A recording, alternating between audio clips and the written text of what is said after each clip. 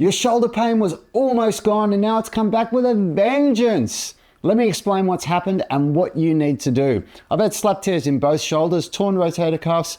I've been where you are now. And the short answer is that you've exceeded your load capacity. And I'll explain what that means in a moment, because going forward, it is vital that you manage load better than you just did. But I want to reassure you that you aren't back to square one. You are not starting from scratch again. The strength and conditioning that you have built during your rehab hasn't just suddenly vanished. You are stronger than you were when you first started your rehab, and you will bounce back from this quickly if you do the following.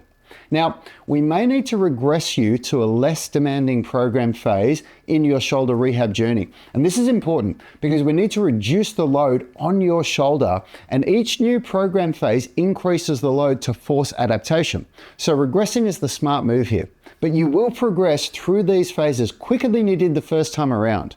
Now, this happened to me so many times during my shoulder rehab. It's a really normal part of the journey, but you want to learn from it and try to avoid it happening again. Now, let's talk about what's going on here. Just because you started to feel less pain and more confidence, it doesn't mean that you're ready to jump straight back in to your martial arts training or basketball or whatever it is that you were doing when you aggravated your shoulder again.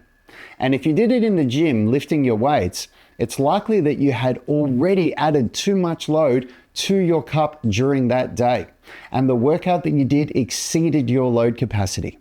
It is very important that you learn about load capacity now, even if you thought you already understood it. So watch that video and keep watching the videos in this series. I'll see you in the next video.